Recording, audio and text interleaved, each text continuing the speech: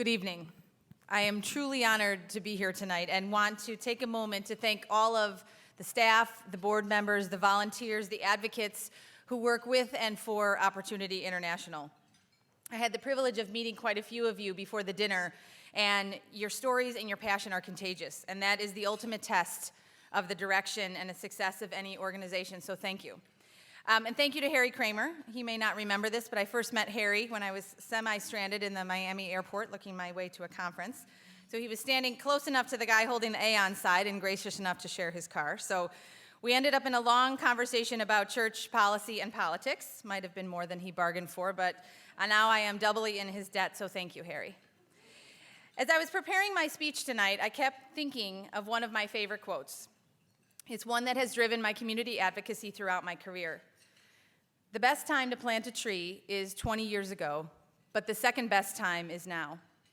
I thought about this because 20 years is literally a generation to many of the women served by Opportunity International. These women have a short window of time to make impact. For them, the fierce urgency of now is a survival while building a foundation for the future. 20 is also meaningful because, as Harry mentioned, it represents Opportunity's goal of helping to create 20 million jobs by 2020.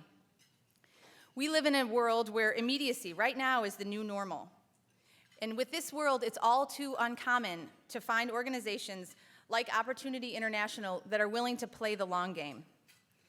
And the long game, not quite as long as like the concept of archdiocesan time, which is another thing introduced to me by Harry, only happens with a vision.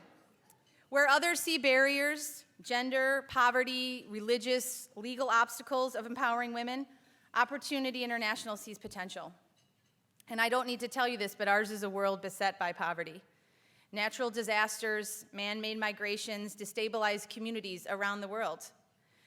You see those statistics, but yet Opportunity International still chooses to go where others don't. A group of uneducated, poor women who at birth were already marginalized and powerless did not appear only as recipients of charity, but as tools to harness the power of our markets. Unfortunately, this is a picture you don't need to travel to see, and one that makes your move into the city so much more meaningful. As Harry mentioned, I took a somewhat non-traditional path to business through organizing and politics. But I see the tools of business, finance, insurance, lending, saving as powerful catalysts in the fight against poverty. And just after my election to the Cook County Board, I had the opportunity to put those principles to work. As in much of the world, the financial crisis of 2008 and 9 cut a swath through communities in Chicago and we are still recovering. Neighborhoods which for generations had raised the sons and daughters of policemen and teachers and entrepreneurs who built the fabric of our city were now islands of poverty that were falling further into despair. Empty lots with no one to development, vacant homes with no family able to buy them, banks that were afraid to lend, were seen as barriers that made neighborhood recovery impossible. The forces of the market were a tool of oppression instead of a tool of opportunity.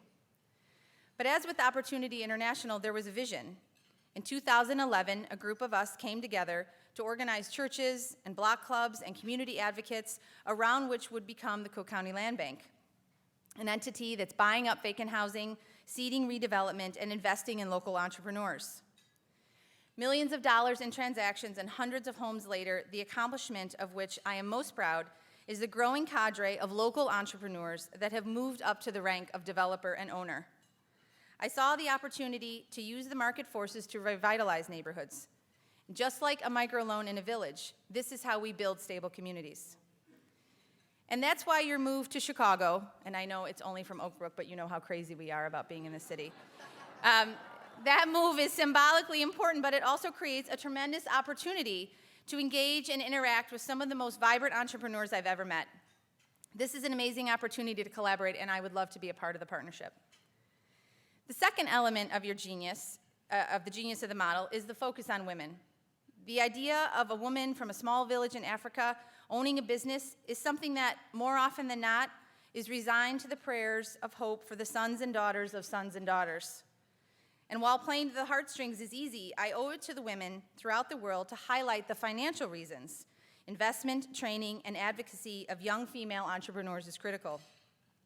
A recent article in Forbes magazine did an in-depth profile on female entrepreneurs, noting that on average, they do an estimated 63% better in startups than those founded by their male counterparts.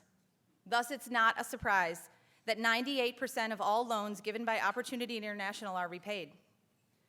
Another recent study found that if women were employed at the same rate as men, an additional $1.6 trillion in global output could be generated only by 2017.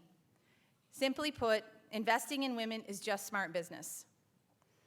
I see the movement and fundamentally believe that investing in women is the global business model of the future. And this does not just apply to dollars and cents. It is also in the currency of power and activism. Engaging women in politics and power is as powerful as investing in their business. A foundation of feminism for sons and daughters builds the future leaders of a more just world. It is one of the reasons United States Senator Kirsten Gillibrand and I collaborated to build Off the Sidelines Chicago, an organization dedicated to the simple mission of empowering women, encouraging them to be engaged and active citizens.